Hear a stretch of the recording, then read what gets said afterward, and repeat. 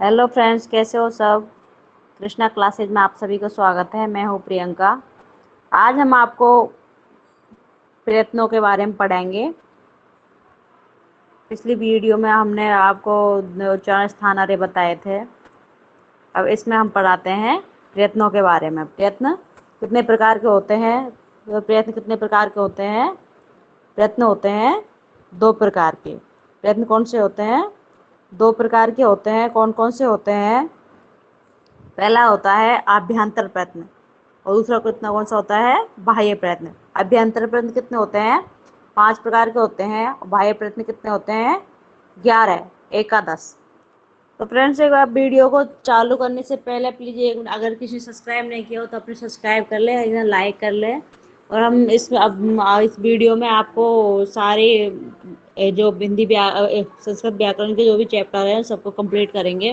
तो चलते हैं अपनी संस्कृत की मैराथन की तरफ। अभ्यंतर प्रयत्न कितने होते हैं। अभ्यंतर प्रयत्न में क्या होता है, पांच पांच होते हैं। ये कौन कौन से। स्पष्ट प्रयत्न, स्पष्ट में क्या आता है, स्पर्श वर्ण होते हैं। इसमें कैसे लेकर मै तक होते हैं। इनका अभ्यंतर प्रयत्न स्पष्ट होता है। अगला है ईसद स्पष्ट। इसमें क्या है, अंतःस्थित वर्ण होते हैं।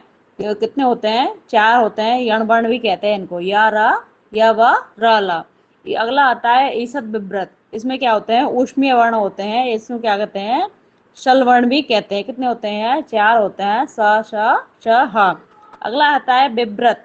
विव्रत होता है, इसमें सभी स्वर आते हैं। ये कितने होते हैं, 13 होते हैं। ए आ ई उ छोटा री बड़ा री ए ओ ऐ और औ। अगला है आता है समृत। समृत में क्या होते हैं, हस्व हस्व ए का लौकिक प्रयोग होता है। इस एग्जाम्पल जैसे राम, श्याम, दिनेश। इसमें क्या होता है, ये समृत में आता है। किसमें आता है, समृत में आता है। अगला देखते हैं बाह्य प्रयत्न। बाह्य प्रयत्न कितने होते हैं, 11 होते हैं। इसमें कौन है, व्यवहार, संभाष और समास और अघोष। वर्ग का प्रथम प्लस द्वितीय वर्ण, वर्ग का प्रथम प्लस द्वितीय वर्ण प्लस श प्लस विसर्ग। इसमें क्या होते हैं, व्यवहार, समास और अघोष में आते हैं। संवार, नाद और घोष। इसमें क्या होता है कि वर्ग का तीसरा चौथा पांचवा वर्ण प्लस यण वर्ण प्लस ह प्लस अनुस्वार आते हैं। अल्प प्राण, अल्प प्राण में क्या आता है, वर्ग का पहला तीसरा और पांचवा वर्ण प्लस यण वर्ण। अल्पप्राण में क्या आता है, वर्ण का पहला तीसरा पांचवा वर्ण प्लस यण वर्ण आते हैं। यण वर्ण में क्या होता है, यण वर्ण आते हैं। अगला आता है महाप्राण। अगला क्या है, महाप्राण। महाप्राण में क्या होता है, वर्ग का दूसरा और चौथा वर्ण आता है। वर्ग का दूसरा व चौथा वर्ण होता है प्लस शल वर्ण होते हैं। अगला आता है उदात्त, अनुदात्त, स्वरित और सभी स्वर। उदात्त, अनुदात्त, स्वरित और सभी स्वर होते हैं। सभी स्वर को कितने होते हैं, 13 होते हैं। जैसे अब देखते हैं, जैसे राम शब्दे बाह्य प्रयत्न अस्ति। राम शब्दे बाह्य प्रयत्न अस्ति, तो कौन सा आएगा, राम। इसमें उदात्त, अनुदात्त, स्वरित को अपनी नास्ति। इसमें कौन सा आएगा, अनुदात्त आएगा। कौन सा आएगा, अनुदात्त आएगा। अगला आता है अनुदात्त, मतलब उ इत संज्ञा आत्म निपद। हाँ, तो इसमें क्या होता है, उदाहरण जैसे शीर्ण, इसमें ये निर्णय होता है। जैसे प्लस से, जिसमें सेव है, याच, रुच, लब, व्रत, एद। हाँ, पाणिनि नियम शिक्षा के अनुसार वर्ण 63 या 64 होते हैं। कितने, 63 64 होते हैं। त्रैशटी या चतुष्षष्टि होते हैं। स्वर कितने होते हैं, 21 या 22 होते हैं। व्यंजन कितने होते हैं, 42 होते हैं। टोटल कितने होते हैं, 63 या 64 पाणिनि शिक्षा के अनुसार। ह्रस्व, दीर्घ और प्लुत्वी होते हैं। जैसे इसमें कौन से होते हैं, ए कितने होते हैं, ए ई उ री, ये ऐसे लिखे जाते हैं। री, ए आई ओ और औ।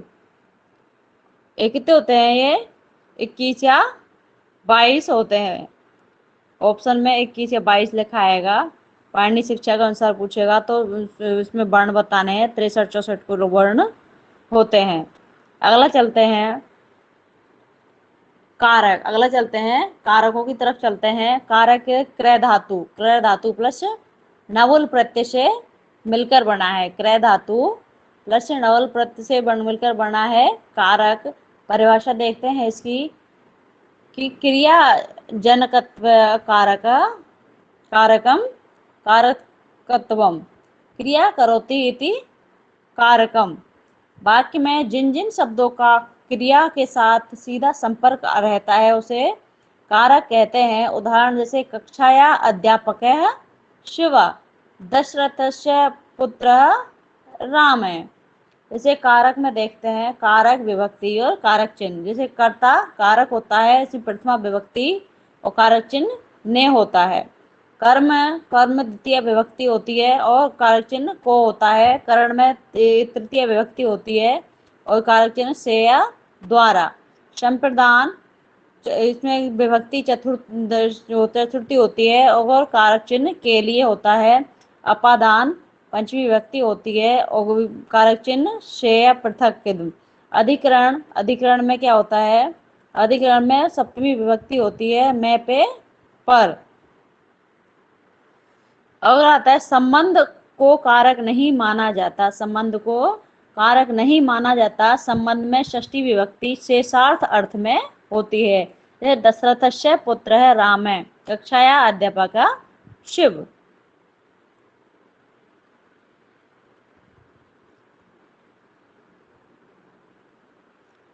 अगला चलते हैं प्रथमा व्यक्ति कर्ता कारक। प्रथमा व्यक्ति कर्ता कारक में चलते हैं। प्रातिपदिकार्थ है, निश्चित अर्थ होता है इसमें। जैसे कृष्ण अपनी तरफ खींचने वाला, रामा समाहित होने वाला, श्री ज्ञानम उच्चे नीचे अव्यय। इसमें क्या होता है कि प्रातिपदिकार्थ मतलब निश्चित अर्थ होता है इसका। तो जैसे पहला है लिंग में, क्या दूसरा क्या है? लिंग में लिंग के तीन तट, किनारा, नदी, तट।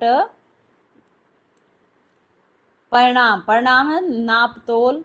द्रोणी व्रीहि बाल्टी भर चावल। द्रोणी व्रीहि मतलब बाल्टी भर चावल। नाप तोल के अर्थ में प्रमाण के प्रयोग किया जाता है। वचन वचन तीन प्रकार के होते हैं, एक, दो और बहुवचन। एक वचन, द्विवचन और बहुवचन। संबोधन प्रथमा में क्या आता है? जैसे हे राम। द्वितीय विभक्ति में क्या आता है? कर्म कारक में क्या है? इसका सूत्र देखते हैं कि कर्तरी स्थितम कर्मः कर्मणि द्वितीया। जैसे एग्जाम्पल देते हैं, राम हरि को भजता है। राम क्या है? करता है। हरि को कर्म है और भजता है मतलब क्रिया। कर्ता क्रिया के माध्यम से जिनको सर्वाधिक चाहता है कर्म कहलाता है। कर्म में द्वितीय विभक्ति होती है। कौन सी होती है? द्वितीय विभक्ति होती है। जो अपने कार्य को करने में स्वतंत्र होता है कर्ता कहलाता है। कर्ता में प्रथमा विभक्ति होती है। कौन सी होती है? प्रथमा विभक्ति होती है। अगला देखते हैं, रामे हरि भजती। रामा हरि भजती। सीता पुस्तक पढ़ती है तो उसमें क्या होगा? सीता पुस्तकम पठती। अगला देखते हैं, ये इंपॉर्टेंट है ये वाला कि अधिशीर्णे स्था अशा कर्मः। अधि प्लस शीर्णे प्लस सोना, स्था मतलब बैठना प्लस आधार, अश मतलब ठहरना। इनमें क्या आता है? द्वितीय व्यक्ति होती है। हरि वैकुंठ में सोते हैं तो हरि वैकुंठम अधिशेते। हरि वैकुंठम अधिशेते। मोहन ग्रामे अधिष्ठति। इष्यास्मिन् वाक्य में शुद्ध करो। इसमें कौन सा शुद्ध है? मोहन ग्रामे अधितिष्ठति इत्यास्मिन् वाक्यम शुद्ध करो। इसमें कौन सा आएगा? ग्रामम आएगा। अभितय मतलब दोनों ओर, परितय मतलब चारों ओर। सम्या निक्षा समीप में। धिक मतलब धिक्कार। प्रति मतलब की ओर। ओभयत मतलब दोनों ओर आदि के साथ द्वितीय विभक्ति का प्रयोग होता है। जो ग्रामम अभितय नदी अस्ति। ग्रामम अभितय नदी अस्ति। उद्यानम निक्षा विद्यालय अस्ति धिक दुर्जनम, दुर्जन को धिक्कार है। मोहन आपना प्रति गच्छति, अव्यय प्रत्यय निष्ठा समया धिक, इसके योग में कौन सी विभक्ति आती है? द्वितीय विभक्ति आती है। अगला चलते हैं, उपाध्याय उप प्लस अनु प्लस अधि प्लस आण है।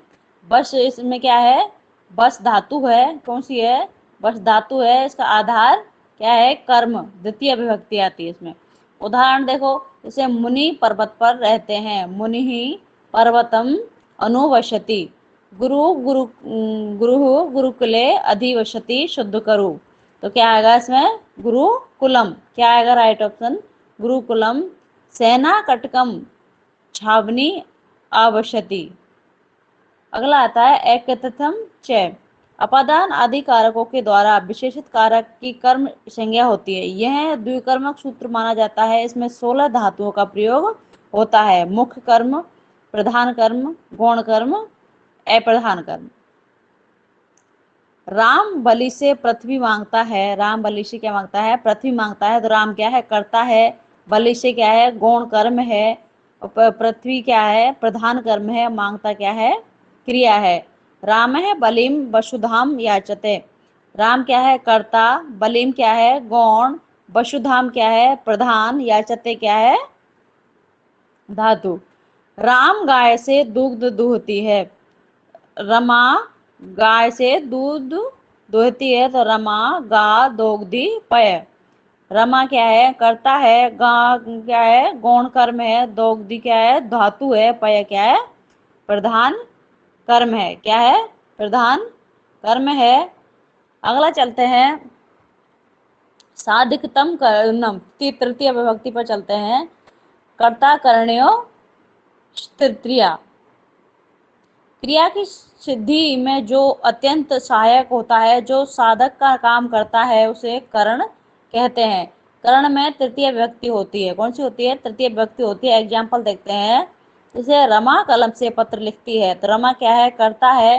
कलम से मतलब करण, पत्र, पत्र क्या है? कर्म में, लिखती मतलब क्रिया। रमा कलमेन पत्रम लिखती, रमा कलमेन पत्रम लिखती। मोहन गांव को बस से जाता है, तो मोहन ग्रामम बसयानेन गच्छति। मोहन क्या है? करता है। ग्रामम क्या है? कर्म है। और बसयानेन मतलब करण है। गच्छति मतलब ये धातु है। अगला आता है, सहयुक्त अप्रधान है। सह साकम सार्धम समम के योग में हमेशा तृतीय विभक्ति आती है। कौन सी आती है? तृतीय आती है। सह साकम सार्धम समम के योग में। सह मतलब सात, साकम सार्धम, समम मतलब सात के योग में अप्रधान कारण तृतीय विभक्ति होती है। राम सीताया सह वनम गच्छति, राम सीताया सह वनम गतवान। इसमें अप्रधान थर्ड, सीताया क्या है? अप्रधान। पिता पिता पुत्रेण सह आगत, इसमें क्या है? पुत्रेण क्या है? तृतीय विभक्ति है। पुत्रेण में क्या हुआ? तृतीय विभक्ति आई। अगला देखते हैं, ये ना अंग विकार है। अंग विकार के योग में कौन सी विभक्ति आती है? तो जिस अंग के माध्यम से प्राणी के विकार को दिखाया जाए, उसमें तृतीय विभक्ति आती है। अक्षराणाम कारण है, आंख से अंधा, सिरसा खलवाट, सिर से गंजा, कर्णाभि वज्र, कान से बहरा, पादेन खंजे, पैर से लंगड़ा। इसमें कौन सी आती है? तृतीय विभक्ति आती है। इत्युत्तम भूत लक्षण है, वह इस प्रकार का है, ऐसा लग रहा है, या किसी लक्षण चिन्ह दिखाई दे रहा है, उसमें तृतीय विभक्ति आती है। गणवेशेन छात्र शिखाया पंडित जटाभि तापस्य। अगला चलते हैं फ्रेंड्स, एक बार लाइक सब्सक्राइब जरूर कर दें और वीडियो को पूरी देखें। अगर किसी भाई बहन को देखने में प्रॉब्लम आ रही हो तो अपनी स्क्रीन को थोड़ा फुल कर लीजिएगा, अच्छे से दिखाई देगा। तो ये महामैराथन है, इसमें हम आपको सारी वीडियो, सारी संस्कृत व्याकरण की सारे चैप्टरों को हल करवाएंगे। आज एग्जाम नज़दीक है, इसलिए थोड़ा स्पीड ली हो रही है। अगर किसी को भी समझने में थोड़ी प्रॉब्लम हो तो अपनी वीडियो को रोक करके नहीं देख सकते हो। अगला है कर्माणी यम भी प्रेते सह संप्रदानम। चतुर्थी संप्रदानम, चतुर्थी संप्रदान, दान के कर्म के द्वारा जिसको खुश संतुष्ट किया जाता है उसे संप्रदान कहते हैं। संप्रदान में चतुर्थी विभक्ति होती है। यह राजा ब्राह्मण के लिए धन देता है। दान के योग में जहाँ कुछ दान दिया जाए, किसी को दिया जाए, वहां कौन सी होती है? चतुर्थी विभक्ति होती है। जे राजा ब्राह्मण के लिए धन देता है, तो देने के योग में जैसे वह अपनी पत्नी को तोहफा देता है, भिखारी को दान देता है, ब्राह्मण के लिए धन देता है, तो उसमें देने के योग में क्या आती है? हमेशा तृतीया चतुर्थी विभक्ति आती है। यह राजा विप्राय धनम ददाती, राजा विप्राय धनम ददाती, राजा करता है, विप्राय संप्रदान है हुआ, इसमें चतुर्थी विभक्ति आ गई। धनम मतलब कर्म किया है उसने, देने का क्रिया, ददाती क्या है? क्रिया। पिता पुत्र के लिए फल देता है, तो पिता पुत्राय, ये हो गई पंचमी चतुर्थी। फलम ददाती। अगला आता है रुच्यार्थनम प्रियवाणम। रुचि अर्थक धातुओं के प्रयोग होने पर जिससे प्रिय लगे, प्रियमाणम, उसकी संप्रदान संज्ञा होती है। संप्रदान में चतुर्थी विभक्ति होती है। रुच आत्मनिपदे। बालकाय मोदकः रोचयन्ते। बालकाय में कौन सी आई? चतुर्थी विभक्ति आई। संप्रदान मोदका करता है, किया उसने, रोचते मतलब क्रिया की। इसमें क्या आता है? रुच्यार्थनाम प्रियमाणम, रुच धातु के योग में कौन सी विभक्ति आती है? चतुर्थी विभक्ति आती है। अगला है नमः मतलब नमस्कार, स्वस्ति कल्याण, स्वाहा आहुति अग्नि आदि में, स्वधा आहुति पत्र आदि को, अलम है पर्याय, वशट है इंद्र को आहुति। नमः स्वस्ति स्वधा स्वधा अलम वशट, इसमें क्या है? इसके योग में कौन सी आती है? इसके योग में चतुर्थी विभक्ति आती है। जैसे श्री गणेशाय नमः, श्री हनुमते नमः, श्री राधा कृष्णाय नमः, अग्नये स्वाहा, प्रजाभ्य स्वस्ति, पितृभ्य स्वधा, इंद्राय वषट, दैत्यभ्य हरि अलम। जब अलम का अर्थ निषेध, मना के अर्थ में हो तो तृतीय विभक्ति होती है। अलम क्रीडनेन, अलम विवादेन, अलम भाषणेन। मना के योग में कौन सी आती है? तृतीय विभक्ति आती है। क्रोध द्रुहे सूर्यार्थनम यह प्रतीकोपम। क्रोध क्रोध क्रोध करना, द्रोह मतलब द्रोह करना, ईर्ष मतलब ईर्षा करना, अश्व मतलब छुआछूत, छुआछूत करना। इसमें क्या आती है? क्रोध दुह ईर्षा अश्व इत्यादि धातुओं का प्रयोग होने पर जिसके प्रति कोप किया जाए उसमें चतुर्थी विभक्ति होती है। रामे हरिये क्रोध्यति, मूर्खा गुणिभ्य ईर्ष्यति ईर्ष्यन्ति। उपसर्ग से युक्त, उपसर्ग से युक्त क्रोध एवं दुह धातु का प्रयोग होगा तो वहां द्वितीय विभक्ति होगी। उपसर्ग से युक्त क्रोध एवं द्रुह धातु का प्रयोग होगा तो वहां द्वितीय विभक्ति होगी। जैसे उपसर्ग प्लस द्रुह मतलब क्रोध प्लस द्वितीय विभक्ति। राम है हरियम अभिक्रुध्यते, अभी क्या हुआ? ये उपसर्ग लगा है तो वहां कौन सी विभक्ति हुई? द्वितीय विभक्ति आती है। शिव मोहनम अभिद्रुह्यते, तो ये क्या क्या हुई? द्वितीय विभक्ति का प्रयोग होता है। अगला चलते हैं पंचमी विभक्ति की तरफ। ध्रुवम पाए अपदनम, अपदाने पंचमी विभक्ति। ध्रुव अवधिभूतम मतलब निश्चित, अपाये विशेषण अलग करना, अलग होने के योग में जहाँ से अब अलग होते हैं उसे अपादान कहते हैं। अपादान में पंचमी विभक्ति होती है। जैसे वृक्ष से पत्ते गिरते हैं तो वृक्षात पत्राणि पतंती। वृक्षात में कौन सी होती है? अपादान, पंचमी विभक्ति। पत्राणि कर्ता, पतंती मतलब क्रिया। क्षेत्रात् पशुव आगच्छन्ति, राम ग्रामात् आयति। भुव प्रभव, भुव प्रभव प्रकाशतः उद्गम स्थल के योग में नदी पंचमी विभक्ति का प्रयोग होता है। प्रकाशतः या मतलब उद्गम स्थल के योग में नदी इत्यादि जहाँ से निकलती है उसमें क्या होती है? पंचमी विभक्ति का प्रयोग होती है। जहाँ से अलगाव हो, हाँ, जैसे अलगाव हो, जैसे अलग होते हैं, जैसे हिमालय से गंगा निकलती है, पेड़ से पत्ता गिरता है, तो इसमें क्या होती है, पंचमी विभक्ति का प्रयोग किया जाता है। जैसे हिमालय से गंगा निकलती है तो हिमालयात हिमवतः गंगा प्रभवती, विराट नगरात बाण गंगा प्रभवती, इसमें क्या होती है, पंचमी विभक्ति का प्रयोग होता है। भीत्रार्थानाम भय हेतु, मतलब भय के योग में, भीत्रायण रक्षा के योग में धातु के कारण हेतु को अपादान संज्ञा होती है, उसमें पंचमी विभक्ति का प्रयोग होता है। अलगाव के योग में, भय और रक्षा के योग में भी पंचमी विभक्ति का प्रयोग होता है। जैसे राम है चोरयात बिभेति, वेद रोगात त्रायते, तो जन की कर्तु प्रकृति, है ना, जन की मतलब उत्पन्न, उत्पन्न होने की क्रिया में जो मूल प्रवृत्ति होती है उसकी उपादान संज्ञा होती है। उदाहरण से ब्रह्मा से प्रजा उत्पन्न होती है, ब्रह्मा से प्रजा उत्पन्न होती है, ब्राह्मण है प्रजा प्रजायन्ते, कामात क्रोध भी जायते, इसमें क्या होती है, पंचमी विभक्ति का प्रयोग होता है। जैसे देखते हैं पृथक, बिना, नाना, इसमें दूसरा तीसरा पांचवी विभक्ति होती है। राम, रामेण, रामात व पृथक बिना नाना, बिना शब्दस्य योगे विभक्ति भवति, द्वितीया तृतीया चतुर्थी पंचमी, कौन सी, या फिर सभी, इसमें क्या आएगा, सभी वाला ऑप्शन सही है।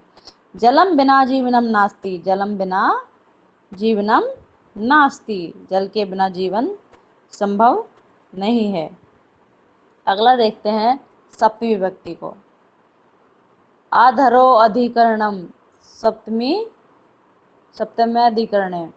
क्रिया के आधार को अधिकरण कहा जाता है, अधिकरण में सप्तमी विभक्ति होती है। आधार है कति विधा, त्रिविधा मतलब तीन, अपार लौकिक अल्पकाल या संपर्क के रूप में। जैसे एग्जाम्पल देखते हैं, रामे भूमे शेते, मोहन वश्याने तिष्ठति, अभिव्यापक, अभिव्यापक मतलब सभी जगह, सर्वास्मिन मतलब आत्मा अस्ति, तिलेषु तेल अस्ति, वैश्य के मतलब विषय के इच्छा के योग में, व्याकरणे इच्छा अस्ति, पठने इच्छा अस्ति, यतस्ते निर्धारणम, जाति गुण क्रिया संज्ञा के द्वारा एक समुदाय से अलग होने पर इस समुदाय वाची शब्द में षष्ठी व सप्तमी विभक्ति होती है। कभी नाम कभिषु कालिदास श्रेष्ठ, गवाम गशु व कृष्ण बहु क्षीरा, इसमें कौन सी विभक्ति हुई, सप्तमी विभक्ति का प्रयोग होता है।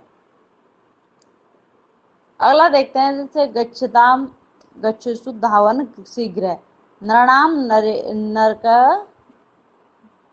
नरणाम नरेशु द्विजय, ब्राह्मण, नरों में कौन श्रेष्ठ है, ब्राह्मण श्रेष्ठ है।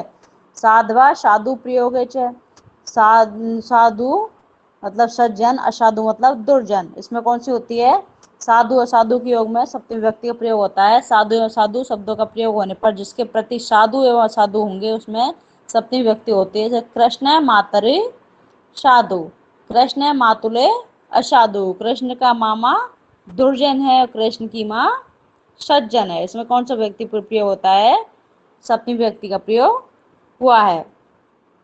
अगले में देखते हैं हम वाच्य। अगला क्या देखते हैं, वाच्य का टॉपिक लेते हैं। किसी बात को कहने का तरीका वाच्य कहलाता है, किसी बात को कहने का तरीका क्या कहलाता है, वाच्य कहलाता है। वाच्य मुख्यतः तीन प्रकार के होते हैं, पहला कर्तृवाच्य, दूसरा कर्मवाच्य और चौथा तीसरा भाववाच्य। प्रथम पुरुष एक वचन, द्विवचन, बहुवचन, जैसे सह, तौ ते, सा ते, ता, तत्ते, तानि, वह वे दोनों वे सब। किसी का नाम पठति, पठतः, पठन्ति। मध्यम पुरुष, तो मध्यम पुरुष में क्या आता है, त्वम, युवाम, यूयम, तुम दोनों, तुम सब। पठसी, पठतः, पठत। उत्तम पुरुष में क्या आता है, अहम मतलब मैं, आवाम हम दोनों, वयम हम सब। पठामि, पठावे, पठामे। कर्म कर्तृवाच्य में क्या आता है, वह वाक्य जिसमें कर्ता प्रधान सक्रिय हो कर्तृवाच्य कहलाता है। कर्तृवाच्य बनाते समय कर्ता में प्रथमा विभक्ति होती है, कौन सी होती है, प्रथमा विभक्ति होती है।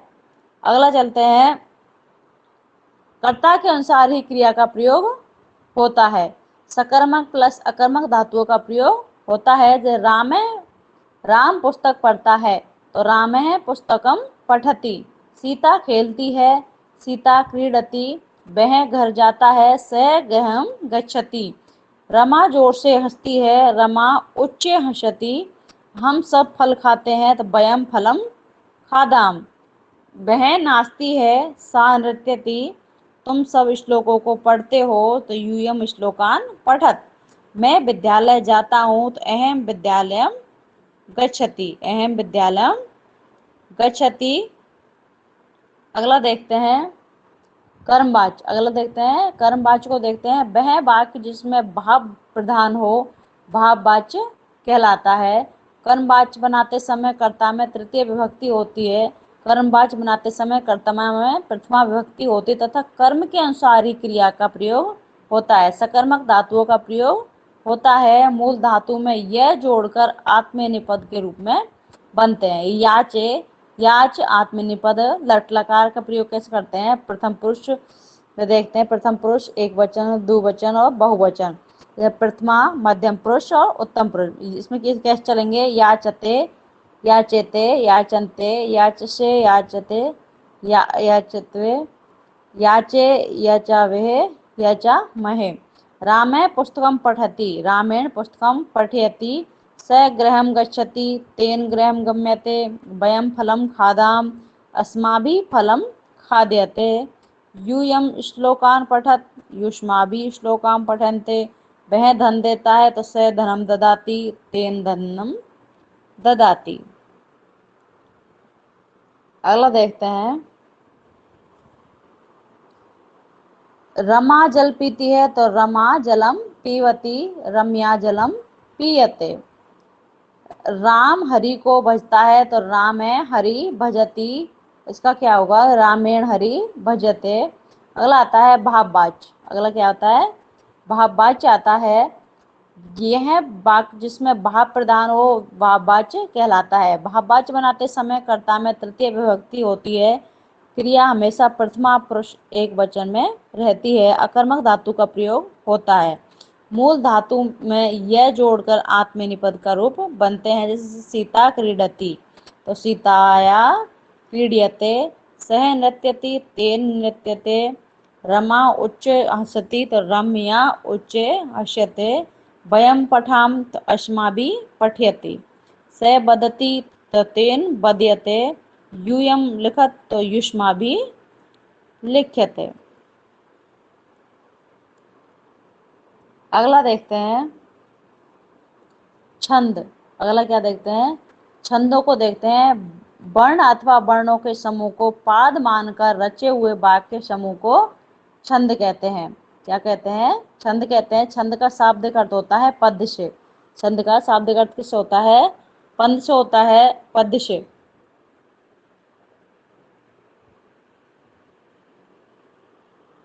छंद शास्त्र के ज्ञाता कौन है? पिंगल मुनि है। कौन है छंद शास्त्र के ज्ञाता? पिंगल मुनि है। चंद्र को वेद रूपी पुरुष का पैर कहा जाता है। छंद को क्या कहा जाता है? वेद रूपी पुरुष का पैर कहा जाता है। छंद पादो तो वेदस्य, छंद पादो तो वेदस्य। पाद मतलब चरण। कितने होते हैं? 4 होते हैं। कितने होते हैं? 4 होते हैं। यति का मतलब क्या होता है? रुकना होता है। श्लोक के मध्य में श्वास को विराम देना यति कहलाता है। छंद मुक्त 2 प्रकार के होते हैं। पहला वैदिक और लौकिक। लौकिक छंद मुक्त 2 प्रकार के होते हैं, वर्णिक और मात्रिक। अब मात्रिक छंद में चलते हैं कि मात्रिक छंद मात्रा पर आधारित छंदों को मात्रिक छंद कहा जाता है। मात्रा मतलब किसी भी वर्ण के उच्चारण में जो जितना समय लगता है वह उसकी मात्रा कहलाती है। मात्रा मुक्त 3 प्रकार की होती है। ह्रस्व मतलब लघु, एक मात्रिक मतलब 1 सेकंड। दीर्घ मतलब गुरु, द्विमात्रक मतलब 2 सेकंड। प्लुत मतलब त्रिमात्रक मतलब 3 सेकंड। 3 बार वो लिखा जाता है उसको, है ना।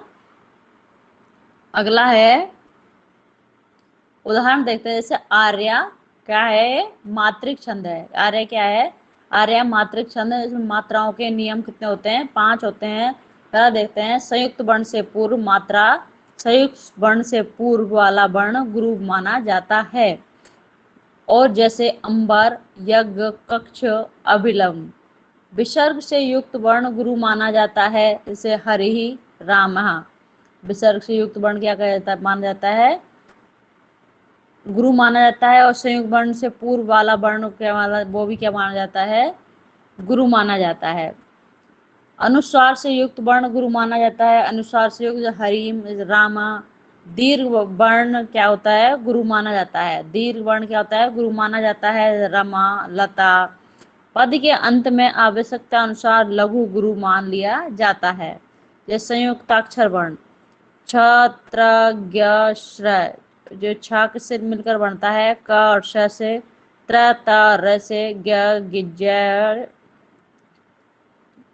और रे से, त्र मतलब से और रे से। वर्णिक छंद, जहाँ वर्ण गिने जाते हैं उसे वर्णिक छंद कहते हैं। वर्णिक छंद मुख्यतः 3 प्रकार के होते हैं, समृत, अर्धसमृत और विषमृत।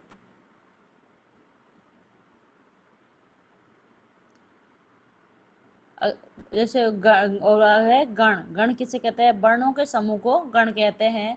प्रत्येक गण 3 वर्णों से मिलकर बनता है। गण मुख्यतः 8 होते हैं। कितने होते हैं, 8 होते हैं। कौन से होते हैं, इसको गिनने का तरीका देखते हैं।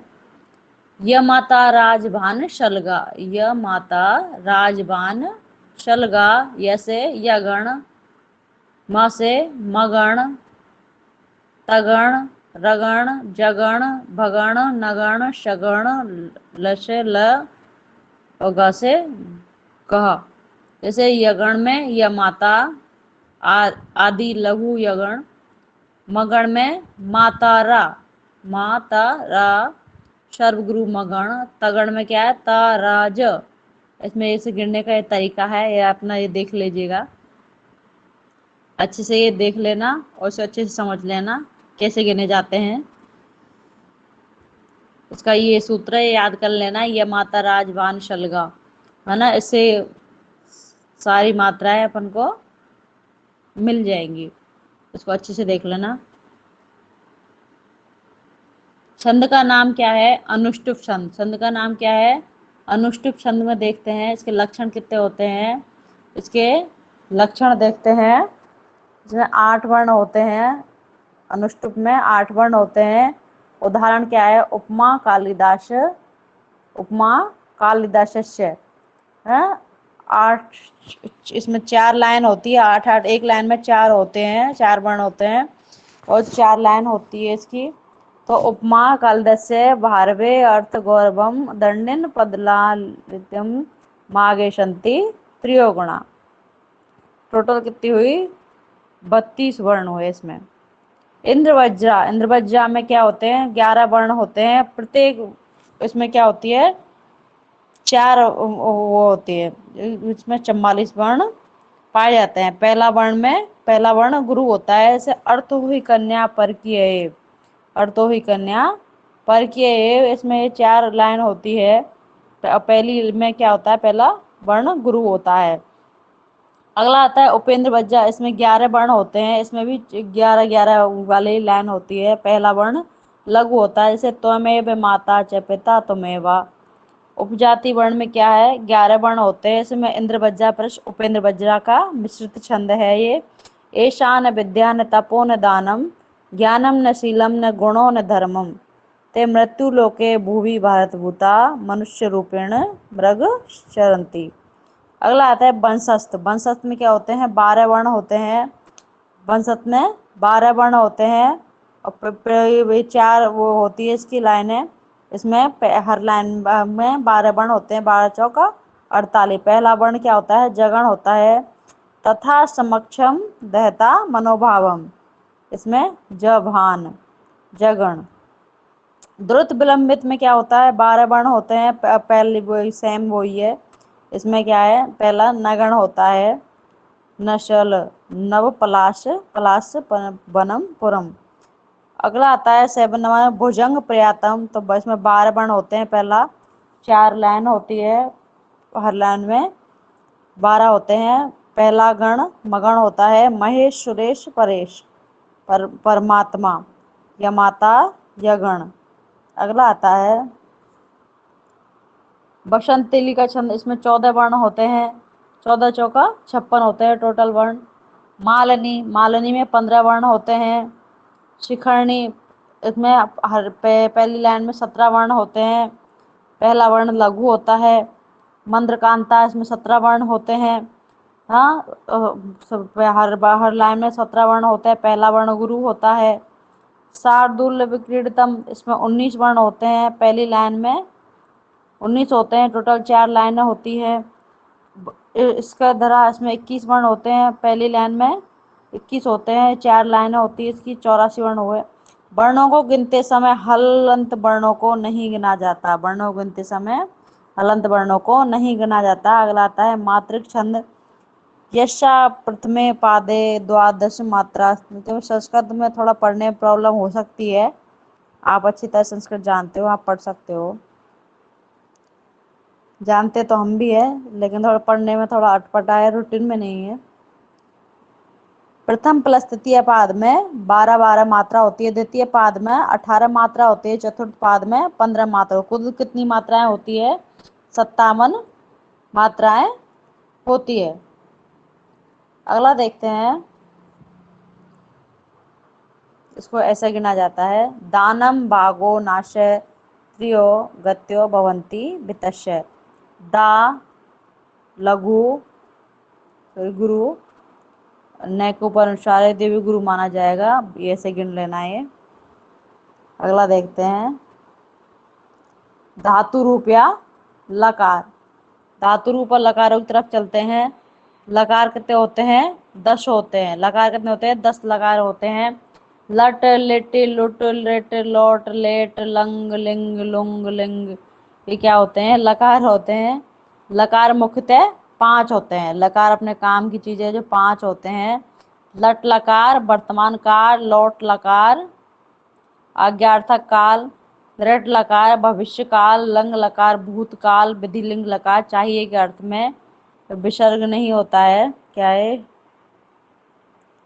अगला आता है तिंग प्रत्यय 18 मतलब अष्टादश, परमेश 9, परम इसमें पद 9 होते हैं।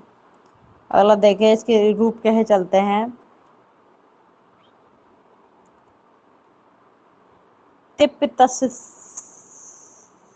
तिप सी, तिप तस सी, ये इसके रूप है। इन रूपों को अच्छी तरह से पढ़ लेना।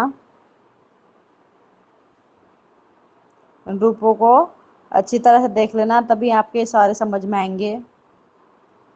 अगला देखते हैं प्रत्यय। प्रत्यय देखते हैं।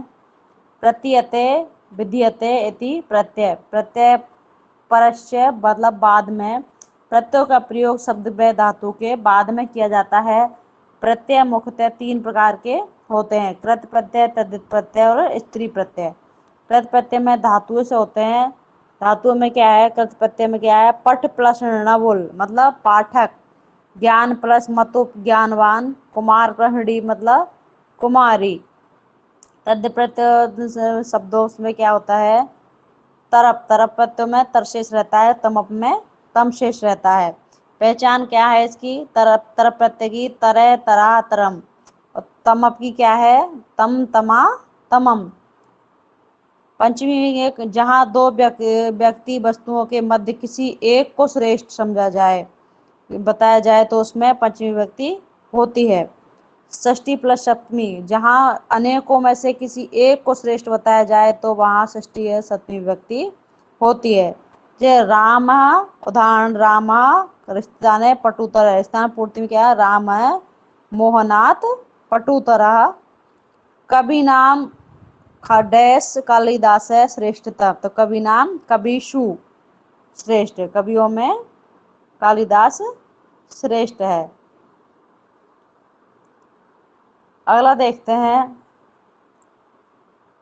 तरप प्रत्यय। तरप में क्या होगा कि पटु में के रूप क्या चलेंगे, पटुतर है, पटुतरहा, पटुतरफ। समीप में क्या होगा, समीपतर, समीपतरा, समीपतरम। लघुतर है, लघुतरा, लघुतरम। गुरु में गुरुतर है, गुरुतर, गुरुतम। कटु में कटुतर है, कटुतरहा, कटुतरफ।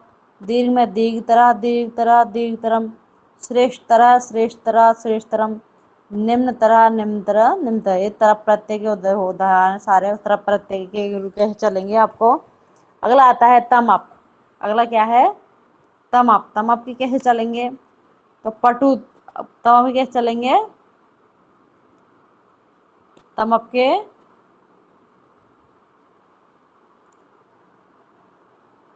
पटुतम, पटुतमा, पटुतमम। समीपतम, समीपतमा, समीपतमम। लघुतम, लघुतमा, लघुतमम। गुरुतम, गुरुतमा, गुरुतमम। ऐसे ही इसमें तम, तमातम रहेगा, उसमें तरह तरह तरफ रहेगा। अगला आता है तल।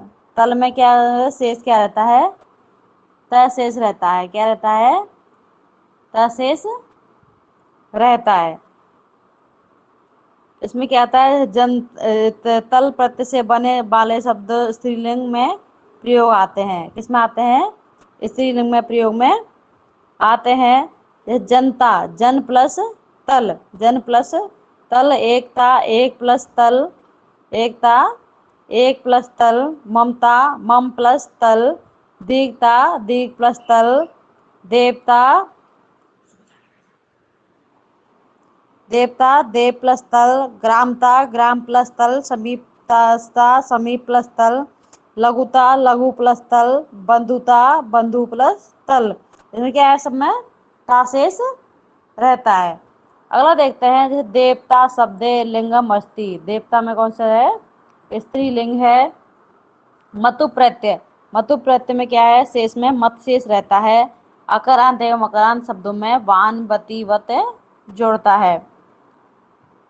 पुल्लिंग, स्त्रीलिंग और नपुंसकलिंग क्या होता है, पुल्लिंग में मान और वान लगता है, स्त्रीलिंग में मति, वति लगता है, और नपुंसकलिंग में मत और बत लगता है।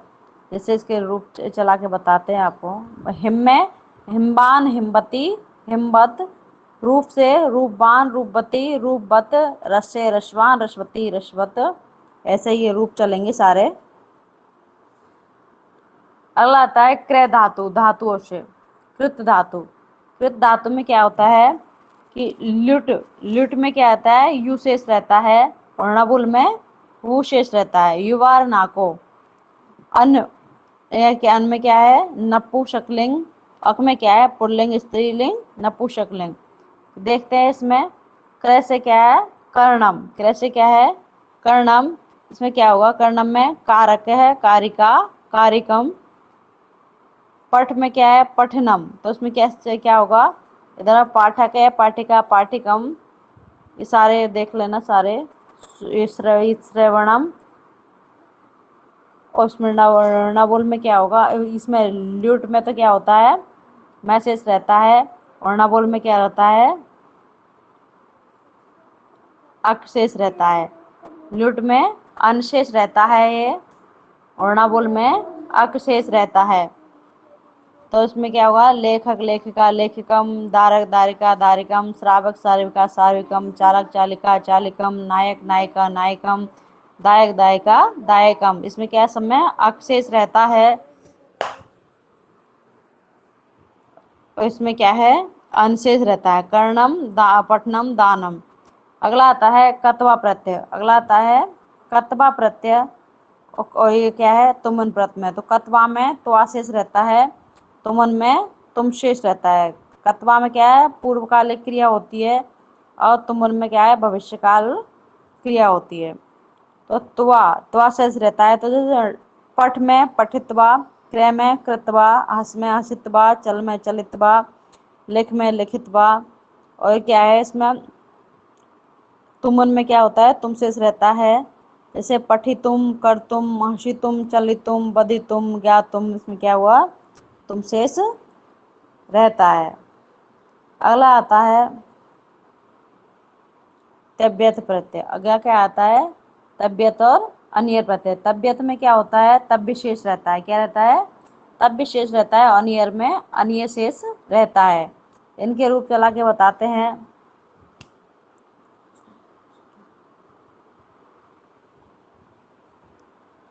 पठित, अगला क्या आता है, पठ में क्या है, इसमें पठित में के तब्य के वाले रूप कैसे चलेंगे, पठितव्य पठितव्य, पठितव्यम, कर्तव्य कर्तव्या कर्तव्यम, चलितव्य चलितव्या चलितव्यम। ये सब क्या है, तबियत वाले रूप है।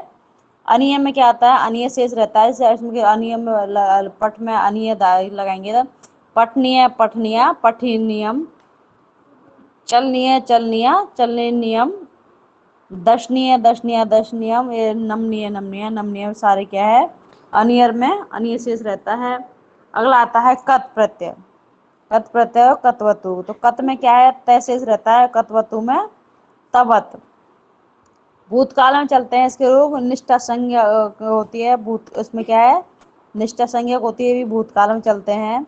इसमें क्या है, त न ट क व अंत में आता है, त न ट क व अंत में आता है। निष्ठा संज्ञक में क्या है, भूत, इसमें तवत में क्या आता है, तबो नबो टबो कबो पबो, ये बीच में आते हैं। तो इसमें क्या है, पठु चलाते हैं, तो पठित पठिता पठितम, चलते चलता चलितम, कृतः कृतः कृतम, ज्ञात ज्ञाता ज्ञातम, भिन्न भिन्ना भिन्नम, धिन्न धिन्ना धिन्नम, भी क्या है, कत प्रत्यय वाला। अब कत्वतु में देखते हैं, कत्वतु में तवत शेष रहता है, तो पठितवान पठितवती पठितवत, चलवात चलवती चलतम, ये सारे क्या है, कत्वत वाले रूप है। अगला देखते हैं श्रत और शानच। श्रत में क्या है, अंत में अत शेष रहता है, और शानच में आन शेष रहता है। तो वर्तमान काल में सत संज्ञक प्रत्यय में क्या है, त न ट अंति ति, ये शेष पर रहते हैं। और शानच में क्या है, आन, वर्तमान काल में चलता है, इसका सत संज्ञक प्रत्यय है, मान आन शान, आत्मनिष्पद धातु से। श्रत में क्या है, सत के कैसे चलते हैं, पठ से, पठनम पठंती पठत, चलन चलंती चलत, ऐसा देखो, ददत ददन दत्ती ददत, लिखन लिखंती लिखत। शानच में क्या होता है, शेमान शेमाना शेमानम, याचमान याचमाना याचमंती। ऐसा आप सारे उदाहरण को देख लीजिएगा, अच्छे से क्लियर हो जाएगा। अगला है लेप प्रत्यय। लेप में क्या होता है, यह शेष रहता है, क्या रहता है, यह शेष रहता है, उपसर्ग प्लस यह अव्यय है। इसमें आदाय में देखते हैं, आ प्लस दा प्लस ले, लेप, तो लेप से क्या, आ प्लस दा प्लस यह लग जाएगा, लेप का क्या है, यह शेष रहता है। जैसे बिहाय में क्या है, इसको अलग करेंगे तो बी प्लस हा प्लस लेप, क्या हुआ, बिहाय। सम प्लस पट प्लस ले, क्या है, समपठ्य। आगम, आ प्लस गम प्लस लब, क्या हुआ, आगम। क्या शेष रहता है इसका, यह शेष रहता है। अव्यय उपसर्ग, अब देखते हैं अव्यय उपसर्गों को देखते हैं। परिभाषा, सदृश त्रिशूल लिंगेषु सर्वासु च विभक्तेषु वचनेषु च सर्वेषु यतेन व्यति तदय अव्ययम। जो तीनों लिंगों में, 7 विभक्तियों में, 3 वचनों में एक जैसा रहता है, अथवा उसमें कोई परिवर्तन नहीं होता है, उस शब्द में, उसे शब्द को अव्यय कहते हैं। न व्यय इति व्यम, जो व्यय नहीं हो उसे क्या कहते हैं, अव्यय कहते हैं। नियम नंबर फर्स्ट में देखते हैं, कृतवा प्रत्यय से बना शब्द अव्यय कहलाता है, जैसे पठित्वा चलित्वा गत्वा। तुमन प्रत्यय से बनने वाले शब्द अव्यय कहलाते हैं, जैसे पठितुम गंतुम चलितुम। ल्यप प्रत्यय से बनने वाले शब्द अव्यय कहलाते हैं, जैसे आदाय विदाय। अव्यय भाव समास में बने हुए शब्दों को अव्यय कहा जाता है, जैसे यथाशक्ति, उपकृष्णम, अधिहरि, प्रतिदिनम, भी क्या है, अव्यय भाव समास के। अगला आता है उपसर्ग। संस्कृत भाषा में 22 उपसर्ग होते हैं, कितने होते हैं, 22 उपसर्ग होते हैं। उपसर्गों को अव्यय भी कहा जाता है। उपसर्ग क्रिया योगे, उपसर्ग संज्ञा विधायक सूत्र शब्द या धातु से पूर्व जुड़ते हैं। कैसे जुड़ते हैं, शब्द या धातु से पूर्व जुड़ते हैं। अगला आता है, कौन कौन कौन से है, 22 देख लेना।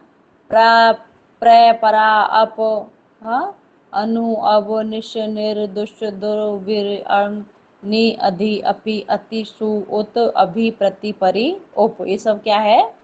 22 है।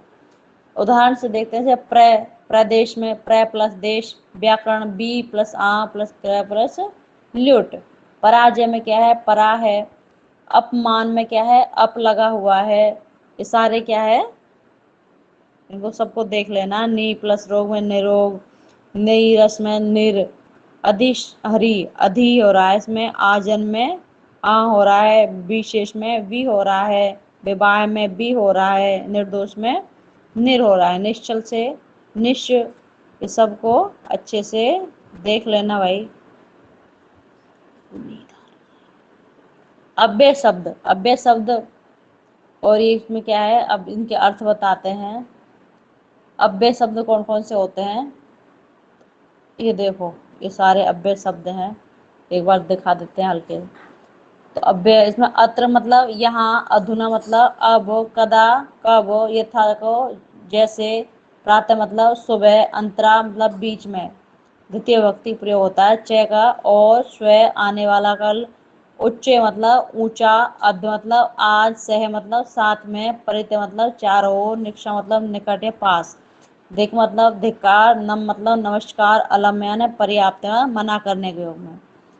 अवदेत्र मतलब तत्र मतलब वहाँ, कुत्र मतलब कहाँ, शने शने धीरे धीरे, तथा मतलब वैसे, सायं शाम, इदानीम इस समय, वा मतलब विकल्प, हय मतलब बीता हुआ कल, नीचे नीचा, प्रति मतलब की ओर, अभित मतलब दोनों ओर, शम्य मतलब समीप, हा मतलब शोकार्थक मतलब द्वितीय व्यक्ति के योग में, बिना मतलब बिना, स्वस्ति मतलब कल्याण के योग में, खलु मतलब निश्चय।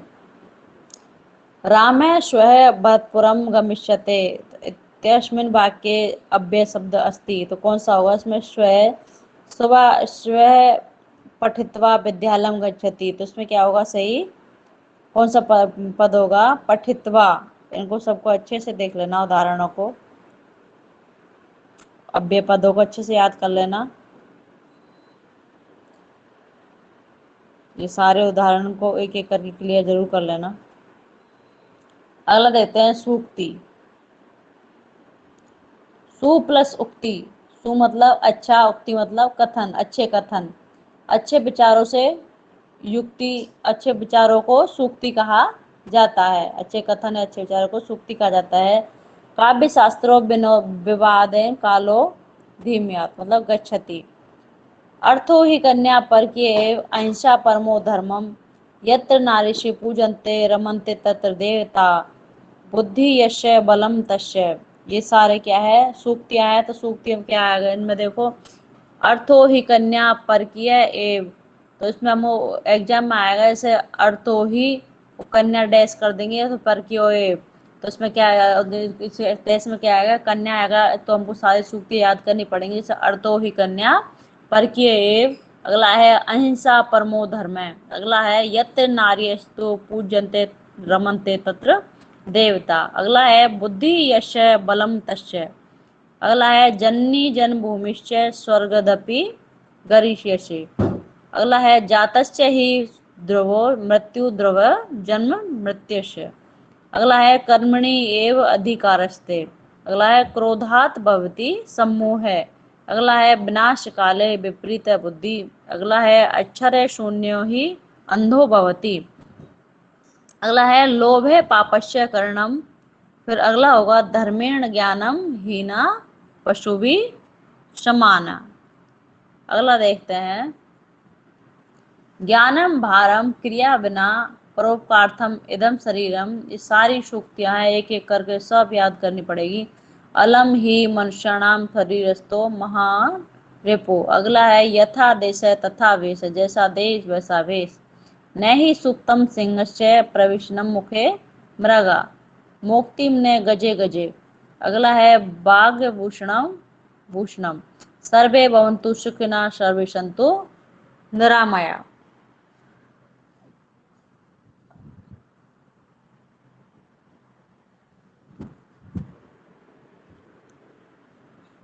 सर्वे शून्यम दरिद्रम, शरीर माध्यम खलु धर्म साधनम। शरीर माध्यम खलु धर्म साधनम। अगला है त्वमेव माता च पिता च त्वमेव। इन सबको अच्छे से कर लेना। अगला देखते हैं, समासों की तरफ चलते हैं। समासों की तरफ चलते हैं। संक्षिप्तीकरणम समास है। समासों को क्या कहते हैं? संक्षिप्तीकरण को समास कहते हैं। समसानम समसनम समास है। समास कितने होते हैं? 5 होते हैं। पहले अव्ययी भाव समास, तत्पुरुष समास, द्वंद्व समास, बहुब्री समास और केवल समास। एक कर्मधारय दुगु को नहीं गिना जा रहा। परिभाषा क्या है? दो या दो से अधिक शब्दों में के बीच की विभक्ति को हटाकर और जब उन्हें मिलाकर एक नया शब्द बनाया जाता है तो उसे समास कहते हैं। जैसे ग्राम गतः, ग्रामम गतः, ग्राम को गया। इस उदाहरण में ग्राम शब्द से द्वितीय विभक्ति को हटाकर ग्राम और गत दोनों को मिलाया तो ग्राम गतः बना और इसमें द्वितीय विभक्ति तत्पुरुष समास हुआ। अव्ययीभाव समास में क्या होता है कि प्रायण पूर्व पद प्रधान अव्ययीभाव समास है। पूर्व पद अव्ययीभाव समास मतलब अव्यय। अगला देखते हैं, जिस समास में पूर्व पद की प्रधानता होती है उसे अव्ययीभाव समास, अव्ययीभाव कहा जाता है। अव्ययीभाव समास में बने शब्दों को अव्यय कहा जाता है। इसका प्रयोग नपुंसकलिंग में होता है। यह 16 अर्थों में प्रयोग होता है। नियम नंबर 1, संख्यावाची शब्दों का नदी के साथ योग होने पर अव्ययीभाव समास होता है। जैसे सप्ताह नाम गंगा नाम समाहार है। सप्ताह नाम गंगा नाम समाहार है तो क्या होता है इसका? सप्तगंगम। इसमें कौन सा होता है? अव्ययीभाव समास होता है। संख्यावाची शब्दों का नदी के साथ योग होने पर अव्ययीभाव समास होता है। द्यो यमनेषु समाहारः, द्यू यमुना। इसमें क्या है? नदियों के साथ प्रयोग हुआ है तो वहां क्या हुआ? अव्ययीभाव समास हुआ। अधि हरि हरौ इति, इसमें क्या हुआ? अव्ययीभाव समास है ये। अधि गोपम गोपी इति उपकृष्णम कृष्णस्य समीपम उपगंगम गंगा या समीपम अनुरूपम रूपस्य योगम निर्जनम जनानाम अभावे निर्मच्चिकम मच्छिणाम अभावे समासम समास पर्यंत यथा शक्ति शक्तिम अनतिक्रम यथा यति यतिम अनतिक्रम प्रतिदिनम दिनम दिनम प्रति। इसमें क्या हुआ? अव्ययीभाव समास है सारे।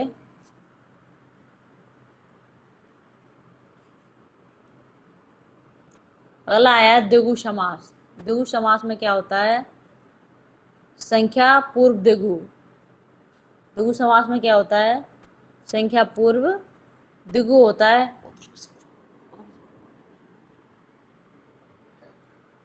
जिस समास में पूर्व पद संख्यावाची होता है उसे द्विगु समास कहते हैं।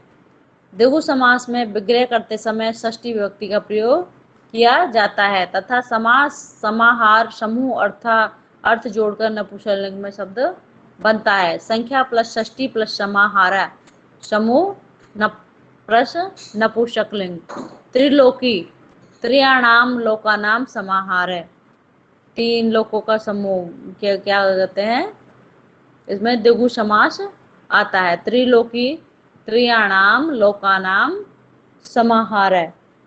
द्विगु समास हुआ। पंचपात्रम पंचानाम पात्रम समाहार। द्विगु समास हुआ। पंच गवाम पंचानाम गवाम समाहार। अष्टाध्यायी अष्टानाम अध्यानाम समाहार। चतुर्युगम चतुर्णाम युगाम समाहार। त्रिभुवनम त्रिणाम भुवनाम समाहार। पंचानाम पंचानाम भटानाम समाहार। अगला आता है द्वंद्व समास। च अर्थौ द्वंद्व प्रायण उभयपादो प्रधानम द्वंद्व समास है।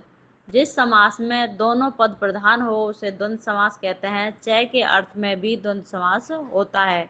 शिव केशवौ शिवश्च केशवश्च, शिव केशवौ शिवश्च केशवश्च। इसमें क्या होता है? द्वंद्व समास का प्रयोग किया जाता है। और उदाहरण देखते हैं। माता पितरौ माता च पिता च। पितरौ पितरौ में भी क्या आएगा? माता च पिता च। राम लक्ष्मणौ तो रामश्च लक्ष्मणश्च रामौ रामश्च रामश्च। राम लक्ष्मण भरत रामश्च लक्ष्मणश्च भरतश्च। हरिहरौ तो हरिश्च हरिश्च। ब्राह्मण क्षत्रियौ ब्राह्मणश्च क्षत्रियश्च। लवकुशौ लवकुशश्च कुशश्च। लव और कुश। शीतोष्णम शीत च उष्णश्च। अग्निकुलम अहिश्च नकुलश्च अहिनकुलम। अलाता है जया पति है दंपति तो जया च पति च काकोलीय तो काकश्च अलुकश्च। कतवतु तो कत च कतवतु च चटु चू च टू च। अगला आता है तत्पुरुष समास। तत्पुरुष समास में क्या है? प्रायण उत्तर पद प्रधानम तत्पुरुष समास है। तत्पुरुष समास जिस विभक्ति अर्थ में होता है विभक्ति 7 होती है। विभक्ति कितनी होती है? 7 होती है। द्वितीय विभक्ति में देखते हैं, द्वितीय विभक्ति तत्पुरुषों की तरफ चलते हैं। तो कृष्ण आश्रितम कृष्ण श्रितम कृष्ण श्रितम। नरक पतितम तो नरकम पतितम। स्वर्गगत स्वर्ग को गया हुआ स्वर्ग गतम।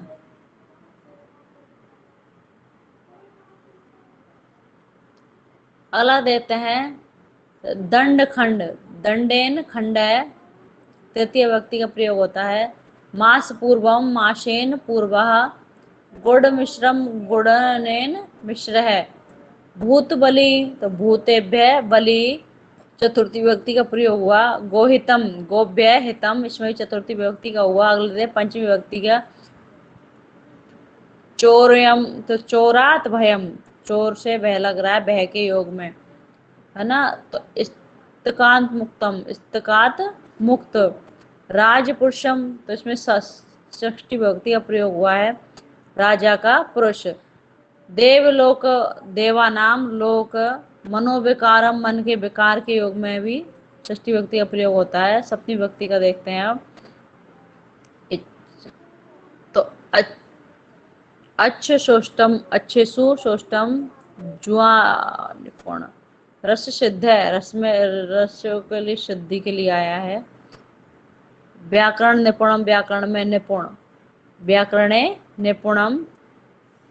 कट प्रगुणम कटे चटाई प्रगुणम। अगला आता है कर्मधारय समास। कर्मधारय विशेषण और विशेष। संज्ञा व सर्वनाम की विशेषता बताता है उसे विशेषण कहते हैं तथा जिसकी विशेषता बतलाता है उसे विशेष कहते हैं। कृष्ण सर्प तो कृष्ण सर्प। गोरमुखम गोरम मुखम मुंह कैसा है? गोरा है। कैसा है भाई? गोरा है। अगला देखते हैं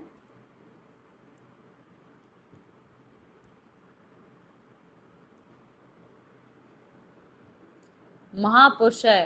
पुरुष कैसा है? महान है तो महान पुरुष है।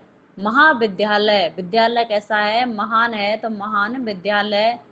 नव भवनम भवन कैसा है? नया है तो नवम भवनम। पाप पुरुष है। पाप पुरुष कैसा है? पापी है तो पाप है पुरुष है। पीताम्बरम अंबर कैसा है? पीला है तो पीतम अंबरम। महाआत्मा महाआत्मा कैसी है? महान है तो महान आत्मा। उपमान और उपमेय जिसमें तुलना की जाए और उसे अपमान उपमान कहते हैं तथा जिसकी तुलना की जाए उसे उपमेय कहते हैं। जैसे घन श्याम घन एवं श्याम। गज स्थूल गज एवं स्थूल। चंद्र मनोहर चंद्र एवं मनोहर। कर्पूर गौर गौरपुर एव गौर है। दुग्ध धवलम दुग्धम एव धवल। नैनम कमलम नैनम एव कमलम। चरण कमलम चरणम एव कमलम। राम नारायण है राम एव नारायण। बहुब्रीहि समास बहुब्रीहि समास। इसमें देखते हैं प्रायण अन्य पद प्रधानम। इसमें क्या है? अन्य तीसरा पद प्रधान होता है बहुब्रीहि समास कहलाता है। जिस समास में अन्य पद प्रधान होता है उसे बहुब्रीहि समास कहा जाता है। उदाहरण से पीतांबर पीत अंबर यश तो पीले अंबर वाला कौन होता है? भगवान विष्णु। दिगंबर दिक अंबरे यश। अगला देखते हैं।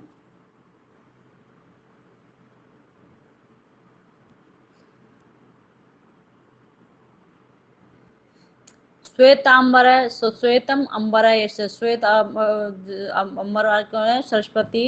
दशाननम, 10 आननानि यश, 10 आनन या 10 मुख वाला कौन होता है? रावण होता है। लंब कर्ण, लंबो कर्ण यश से।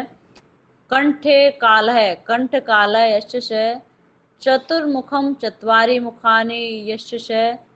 और विधवा विगत धवा यश से। वीर पुरुषा, वीर पुरुषा यस्मिन् से। अगर आता है केवल समास, इसमें क्या होता है? विशेष संज्ञा विमुक्त केवल समास है। विशेष संज्ञा से युक्त समास को केवल समास कहा जाता है, अथवा इन 6 समासों के अलावा जो भी कुछ शेष रहता है उसमें केवल समास होता है। जैसे भूत पूर्वा, भूत पूर्वभूत, है ना। तो इसमें क्या है, अपने समासों का चैप्टर तो कंप्लीट होता है। अगला देखते हैं, अगला चैप्टर कौन सा आता है? अगला प्रश्न निर्माण। प्रश्न निर्माण में देखते हैं प्रश्न निर्माण कैसे किया जाता है। किम मतलब कौन, कुत्र मतलब कहाँ, स्थान के उसमें योग में। कदा मतलब कब, समय के टाइम की बात कर रहा है। किम शब्द के इसमें रूप कैसे चलेंगे? तो कै कौ के, कम कौ कान, केन काभ्याम के, ये सारे भैया आपको रूप याद करने पड़ेंगे। रूप याद करे बिना काम नहीं चलेगा, तो रूप सब याद करो। ये क्या है? किम के पुल्लिंग के रूप में चल रहा है, और ये किम के स्त्रीलिंग के बारे में ये रूप है। उनको याद तो करना ही पड़ेगा, शॉर्टकट किसी चीज का नहीं होता।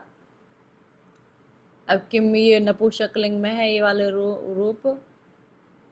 अभी रूप याद हो जाएंगे तो आपको ये सब याद हो जाएंगे। दशरथ से पुत्र है, राम है। प्रश्न निर्माण करो, दशरथ पुत्र है, राम है, तो उसमें उसका निर्माण करेंगे तो क। दशरथ से पुत्र राम है क। शिव धौलपुरम गच्छति, प्रश्न निर्माण करो तो कुत्र आएगा इसमें। शिव धौलपुर गच्छति, इसमें क्या आएगा? कुत्र आएगा। रमा पुत्रम पठति, तो रमा इसमें कौन सा सही होगा? वृक्षात पत्राणि पतंती, तो कस्मात। इसमें सारे रूप आपको याद करने पड़ेंगे, सब कंप्लीट हो जाएगा। अगला देखते हैं लिंग को। सामान्यतः लिंग 3 प्रकार के होते हैं, पुल्लिंग, स्त्रीलिंग और नपुंसकलिंग। ये पुल्लिंग गण प्रत्यांत शब्द पुल्लिंग के प्रयोग होते हैं, जैसे राम, भेदय, वेदय, पाठ है, त्याग है, योग है, ये क्या है? पुल्लिंग में आते हैं। ये सारे प्रत्यांत शब्द पुल्लिंग में होते हैं ना, त्याग पुल्लिंग में होते हैं। एग्जाम्पल है प्रश्न, विष्णु, यज्ञ की प्रत्यांत शब्द पुल्लिंग में प्रयोग होते हैं। संधि, विधि, निधि, प्रधि। ये आते हैं स्त्रीलिंग में। कितने प्रत्यांत शब्द स्त्रीलिंग में प्रयोग में आते हैं? जैसे भूमि, हानि, ग्लानि, सब क्या है? स्त्रीलिंग में आते हैं। नपुंसकलिंग में क्या आता है? नपुंसकलिंग में माधुर्य, सफलम, सौंदर्य, ये सब क्या होते हैं इसमें? चपटनम, चलनम, कर्णम, हरणम, इस सब के आते हैं, ये नपुंसकलिंग में आते हैं। अगला आता है संधि। अगला क्या आता है? संधि आता है। परिभाषा क्या होती है इसकी? द्विवर्णो परस्पर सार्थक शब्दस्य मेलनम भवति से तत् संधि कथ्यते। तो इसकी क्या है? पर सन्निकर्ष सहिता वर्णन। एक और क्या है इसकी? वर्ण है संध्यान संधि। 2 वर्णों के सार्थक मेल को संधि कहा जाता है। संधि मुक्त कितनी होती है? 3 प्रकार की होती है, अच संधि, हल संधि और विसर्ग संधि। अच मतलब स्वर संधि, 2 स्वरों के परस्पर मेल को अच या स्वर संधि कहते हैं। अच अयादि, अयादि और यण संधि देखते हैं आपको। अयादि का सूत्र है एचो अयायाव, और यण को क्या है? एको यणची। तो एच में देखते हैं, एच अयादि, ए मतलब अय, ओ अव, ऐ आय, औ आव। स्वर परे रहते हैं, स्वर परे रहते हैं। एको यणची, एको यणची, तो एक में ई से क्या है? य, उ का व, री, र, री का ल। असमान स्वर परे रहते हैं। जब ए, ऐ, ओ, औ के बाद कोई असमान स्वर आए तो क्रमशः ए का अय, ऐ का आय, ओ का अव तथा औ का आव बन जाता है। इसमें यण में देखते हैं, जब ई उ री के बाद कोई असमान स्वर आए तो क्रमशः ई का ये, उ का व, री का रे तथा री का ल बन जाता है।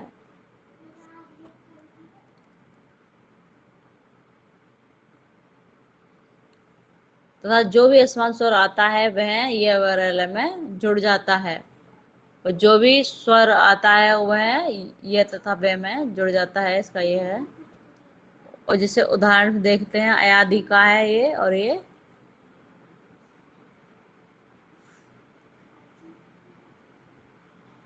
यण संधि का हुआ, ये अयादि का तो कुछ उदाहरण है। जैसे नयन का क्या होगा, नेधन अन, पवन का पोधन अन, ना का नेधन अक, गायक का गईधन अक, चायक चैदन अक, पावक का पोधन अक। अब इसमें देखते हैं प्रत्येकम, तो प्रतिधन एकम, स्वागतम का सुधन, आगतम, यद्यपि यदिधन अपि, मध्वरी मधुधन अरि, धात्रांश धात्र प्लस अंश, लाकृति लाधन लाधन रधन आकृति,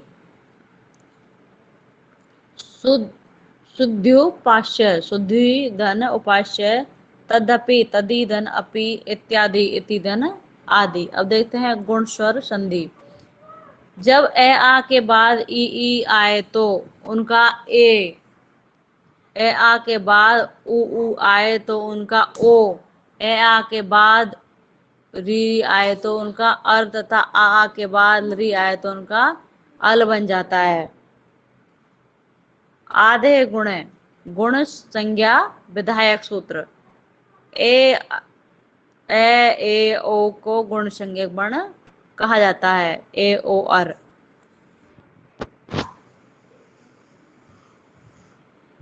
इसका सूत्र है आद गुणा, कार्य करने वाला सूत्र आद गुणा। ए आ के बाद इक, ए उ री के रहने पर गुण ए ओ अर अल हो जाता है, ए ओ अर हो जाता है। अगला देखते हैं।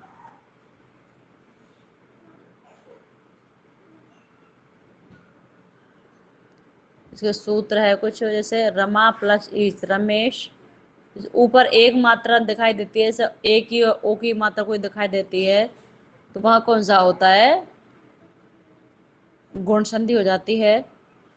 पर धन उपकार है, परोपकार है, उपेंद्र या होगा उपधन इंद्र, ब्रह्मर्षि के क्या होगा, ब्रह्माधन ऋषि, देव का देवधन ऋषि। अगला देखते हैं ऐसे ही वृद्धि संधि का सूत्र है वृद्धि राधे च, वृद्धि संज्ञा विधायक सूत्र। आ ऐ ओ को वृद्धि संज्ञक वर्ण कहा जाता है। वृद्धि रेची, ए आ के बाद एच, ए ओ ऐ औ के स्थान पर ए और औ हो जाता है। जब ए आ के बाद ए ऐ आए तथा ऐ हो जाता है, उनका ऐ हो जाता है, तथा आ के बाद औ ओ आए तो उनका औ बन जाता है। ये सदा प्लस एव, सदा प्लस एव का सदे, तथा प्लस एव का तथेव, एक प्लस एक एक एक, जल प्लस ओद जलोद, गंगा प्लस ओद गंगोद। अगला देखते हैं महेश्वरम, इसका क्या होगा, महाधन ऐश्वर्यम, देवेश्वरम तो देवधन, ऐश्वर्यम परम औषधि परम औषधि, महाऔषधि तो महा प्लस औषधि, जनेकता जन प्लस एकता। अगला देखते हैं दीर्घ संधि की तरफ। दीर्घ संधि में क्या होता है, जब ए आ के बाद ए आ आए तो उन दोनों का आ अथवा ई के बाद ई आए तो उन दोनों का बड़ी, उ के बाद उ या उ आए तो उन दोनों का बड़ा उ, तथा री के बाद में आए तो री बड़ा री आए तो दोनों का बड़ा वाला ऋषि बन जाता है। अकह सवर्ण दीर्घा, इसका सूत्र है अकह सवर्ण दीर्घा। अक मतलब ए ई उ री के आगे समान स्वर रहने पर दीर्घ आ ई उ री हो जाता है। ए आ प्लस ए आ बराबर बड़ा आ, छोटी या बड़ी किस प्लस बड़ छोटी प्लस बड़ी है तो बड़ी हो जाती है। छोटा ऊ या बड़ा ऊ के प्लस प्लस छोटा ऊ या बड़ा हुआ है तो बड़ा ऊ हो जाता है। री री के बाद में री है तो बड़ी री हो जाती है। जैसे देवालय का क्या होगा, दे प्लस आलय है देवालय। परम प्लस अर्थ परमार्थ। दैत्य प्लस हरि दैत्यारी। भानु प्लस उदय भानुदय। सु प्लस उक्ति सूक्ति। लघु प्लस तरम तो लघु तरह इसमें ये हो जाता है भाई। सारे उदाहरणों को एक एक करके क्लियर कर लेना। पूर्व रूप और पर रूप। ए इसका पूर्व रूप का क्या है, एड है पदांतादि, और इसका पर रूप क्या है, एडी पर रूपम। तो इसका क्या है, पद के अंत में स्थित एड ए ओ के बाद स्थित हस्व ए के रहने पर पूर्व की स्थिति जो की तो रहती है, तथा हस्व ए के स्थान पर अपग्रह ये अपग्रही हो जाता है। जैसे हरे प्लस मतलब हरे, ये ऐसा लिखा जाता है। ए आ वर्णांत उपसर्ग के बाद ए ओ से प्रारंभ होने वाले धातु के रहने पर रूप संधि हो जाते हैं। जैसे प्र प्लस जते ए जते प्रजते। उपधन ओषति उपोषति।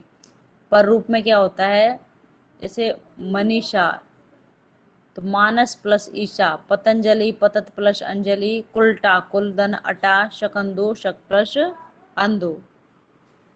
अगला देखते हैं विसर्ग संधि। विसर्ग संधि में क्या है, से सजुसो रू। से प्लस से या सजुसो रू। से सपेरा वाला षटकोण ये प्लस रू मतलब आधार है। अगला आता है खर अवसानियों विसर्जनिया, इसमें रे बराबर विसर्ग। खर वर्ण प्रत्याहार वर्ग का पहला और दूसरा वर्ण से परे रहते हैं। विसर्जनीय से विसर्ग से खर वर्ण से परे रहते हैं। से तथा सजुसो शब्द का से के स्थान पर रुत्व रे हो जाता है। रुत्व में शेष रे रहता है। इन सब सूत्रों सारे नियमों को एक एक करके क्लियर करना। ये इनके कुछ नियम है, नियमों को एक एक करके पढ़ोगे तो उसके बाद में ये उदाहरण सारे समझ में आ जाएंगे आपके।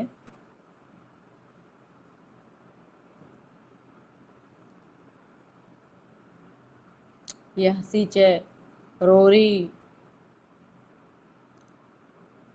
सारे उदाहरण है, एक एक करके सबको कंप्लीट करना। अगला आता है व्यंजन संधि। व्यंजन संधि में क्या सचुत संधि आती है, षटुर संधि आती है। सचुत संधि में क्या है, और एक आता है स्तो शुना स्टू, और क्या है स्टूना स्टू।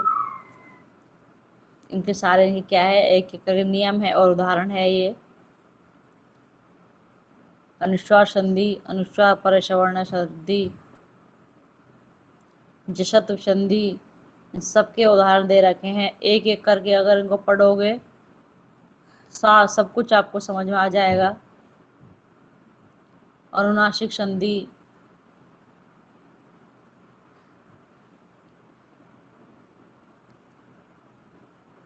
ये हमने आपको शुरुआत की वीडियो में पढ़ा दिया था। तो फ्रेंड्स आज की वीडियो में बस इतना ही। आज ने हमने आपके संधि छंद अलंकार सारे चैप्टर को कंप्लीट कर दिया है। और ये स्वर्ग संधि विसर्ग संधि इनको आप नियमों के पढ़ोगे तो सारे उदाहरण आपको समझ में आ जाएंगे। तो आज के लिए बस इतना ही। संस्कृत व्याकरण के सारे चैप्टर इस वीडियो में खत्म होते हैं। वो महामैराथन थी। उम्मीद करते हैं सभी को हमारे पढ़ाने का तरीका अच्छा लगा होगा। और प्लीज़ हमारे चैनल को लाइक एंड सब्सक्राइब करें, जिससे हम आपको आने वाले वीडियो आप तक पहुंचा सके। Thank you so much friends. Best of luck for exam. Thank you.